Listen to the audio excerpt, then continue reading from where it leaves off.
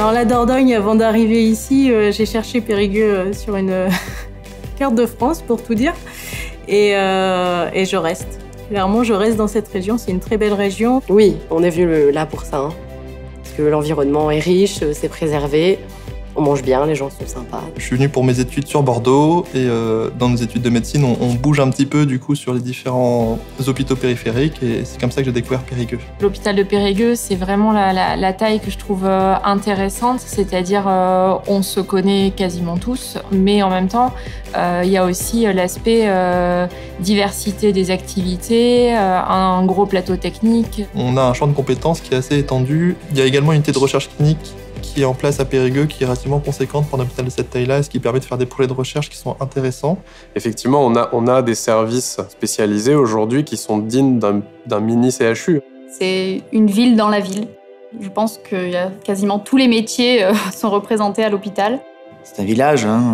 On est plus de 2300, je crois. C'est bien jour comme de nuit. Et de la diversité, en fait. Ça permet de connaître plusieurs corps de métier. L'hôpital, c'est plus de 150 métiers différents qui travaillent au même objectif, c'est la prise en charge du patient. On essaye au maximum d'avoir une approche globale de la santé, plus dans le travail collaboratif, en transversalité, en décloisonné. La pluridisciplinarité, hein, c'est ça, et c'est très important justement, on apprend les uns des autres. Hein. Des nouveaux bâtiments, c'est aussi un nouvel environnement, un environnement qui est agréable et qui impulse forcément une dynamique positive.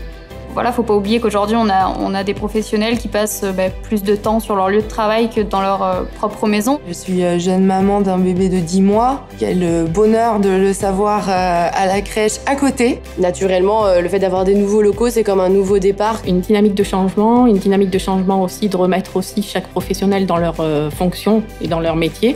Le matériel est neuf.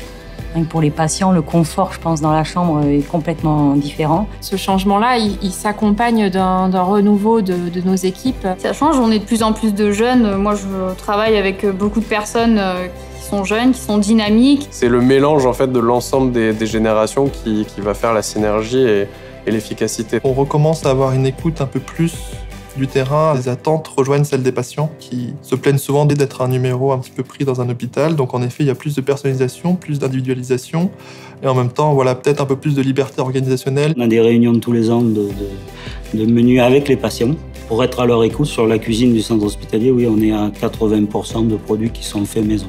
Faire travailler aussi tout ce qui est un petit peu commerce de proximité, le circuit court, on va dire. L'hôpital de demain, ça sera un hôpital qui s'emparera plus des questions de santé environnementale et de développement durable également. Ça bouge, on évolue, on a envie d'aller de l'avant. On peut parler des robots chirurgicaux, des technologies d'imagerie qu'on développe avec de l'intelligence artificielle, etc. Pour rapprocher les consultations médicales des patients, le développement d'outils tels que la télémédecine est une nécessité. Des villages qui sont un peu éloignés de tous les soins, c'est vrai que c'est important d'avoir des moyens pour porter secours à ces gens-là. Notre mission, elle est d'être à l'écoute. Elle n'est pas que dans l'urgence. On a l'accueil du patient. L'accueil, oui, c'est important. C'est la première relation que l'on a avec le patient. Et avec son entourage, c'est là où va se construire la relation de confiance. Être relationnel. Être un bon relationnel, avoir le sourire. La médecine, ça se fait beaucoup au contact des patients pour moi. C'est un métier qui est avant tout de contact et d'échange. C'est le partage avec les patients, avec les soignants, qui fait que tous les matins, on y va.